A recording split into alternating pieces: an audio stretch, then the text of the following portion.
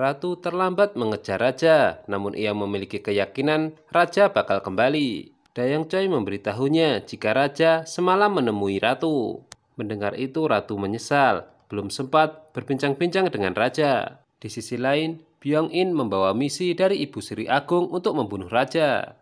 Alasannya ia ingin mengangkat anak baru lagi menduduki tahta, menjadikannya raja boneka. Alhasil diperlihatkan pertarungan antara raja dan Byong In di hutan. Di situ mereka saling melukai.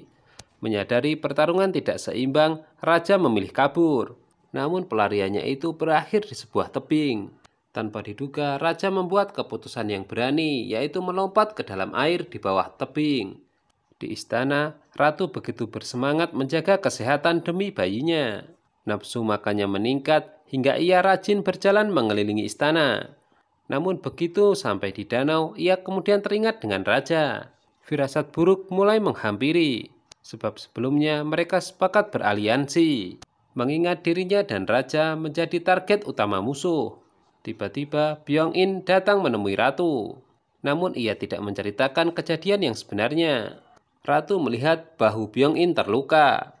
Ia pun bertanya apa yang telah terjadi. Byong In beralasan lukanya ini akibat latihan. Byong In mengaku jika ditugaskan raja untuk menjaga ratu dan bayinya.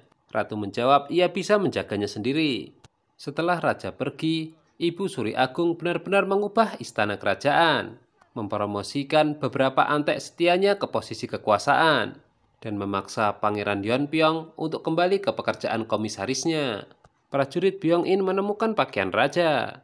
Sementara itu, ratu menjalankan aktivitasnya seperti biasa, menulis diari untuk bayinya. Hanya saja ketika ia mengingat bayinya, ia juga mengingat raja. Hanya anehnya ratu merasakan firasat buruk. Keesokan harinya, ratu juga masih bertanya-tanya bagaimana keadaan raja sebenarnya. Ratu mengajari para selir menyulam. Awalnya kegiatan ini berlangsung sangat mengasyikan. Hingga kemudian Dayang Choi datang dengan tergesa-gesa menyampaikan berita bahwa raja telah meninggal dunia. Spontan ratu tidak percaya, namun ia kemudian meneteskan air mata. Di sisi lain, Byong In melapor kepada Ibu Suri Agung jika jasad raja tidak ditemukan. Ratu syok berat dengan berita kematian raja. Sementara di sisi lain, berita itu disebarkan ke seluruh istana. Hingga akhirnya berita itu juga didengar oleh Hua Jin.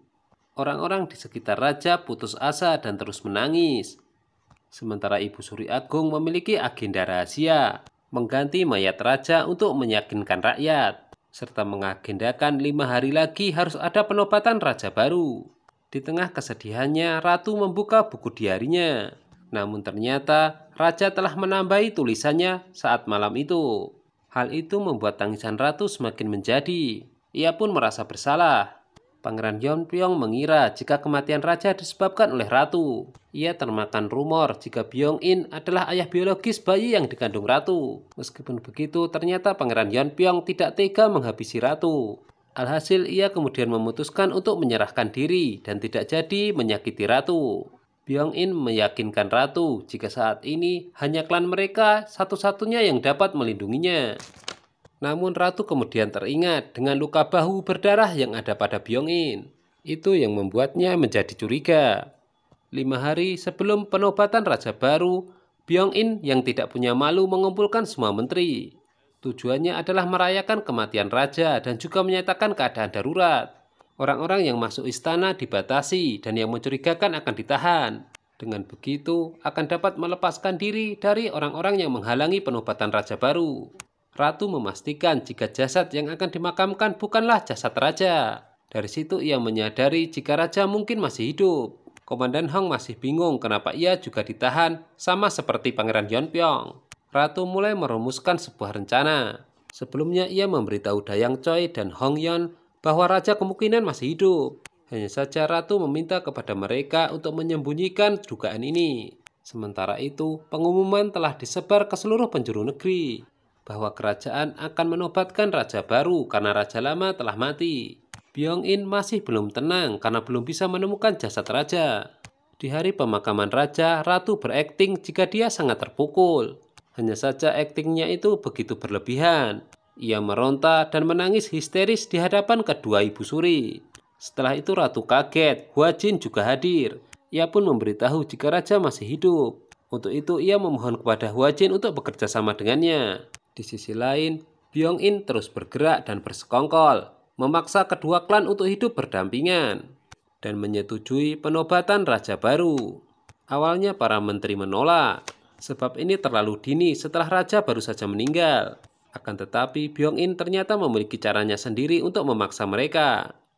Malam harinya ratu telah menyiapkan barang-barangnya karena ia bermaksud menyelinap keluar istana. Di hadapan Dayang dan pelayannya ia berakting jika sudah mengantuk. Ratu meninggalkan istana untuk mencari raja. Hanya saja Byung-in tiba-tiba muncul, menyuruhnya untuk tetap aman dan kembali ke dalam istana. Namun ratu justru mencemooh sarannya itu, memberitahukan jika raja masih hidup. Ia juga memberitahukan jika dirinya bukanlah Soyong yang ia kenal. Ratu kemudian melepaskan tembakan peringatan. Namun karena terus dihalangi, panah itu ia kenakan ke kaki Byung-in. Di luar, ratu dibuat kaget karena sudah ditunggu oleh Dayang Choi dan Hong Yeon. Mereka mengklaim mereka akan dihukum karena meninggalkan ratu. Byung-in terus kepikiran dengan ucapan ratu. Jika ia pikir-pikir, memang ada perbedaan Soyong yang dulu dengan yang sekarang. Kepergian ratu tadi malam ternyata diketahui oleh Kim Ja-geun. Ia lantas melaporkannya kepada Ibu Suri Agung. Jika sudah begini, ini bisa dianggap sebagai pengkhianatan. Lagi pula masih timbul kemungkinan jika raja masih hidup.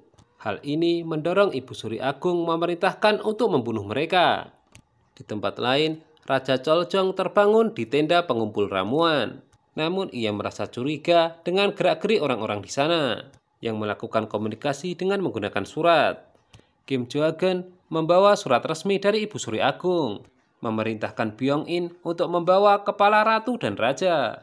Dan keesokan harinya Byung-in bersama rekannya langsung berangkat. Kim Won mendatangi penjara, memberitahu Komandan Hong dan Pangeran Yeonpyong jika Byung-in memburu ratu dan raja. Tentu mereka tidak tahu menganggap ini berita bagus atau berita buruk. Namun yang jelas mereka senang raja masih hidup. Sudah 2 hari mencari di hutan, ratu belum menemukan raja. Meskipun begitu, mereka menikmati perjalanan ini. Dayang Choi dan Hong Yeon begitu setia menemaninya.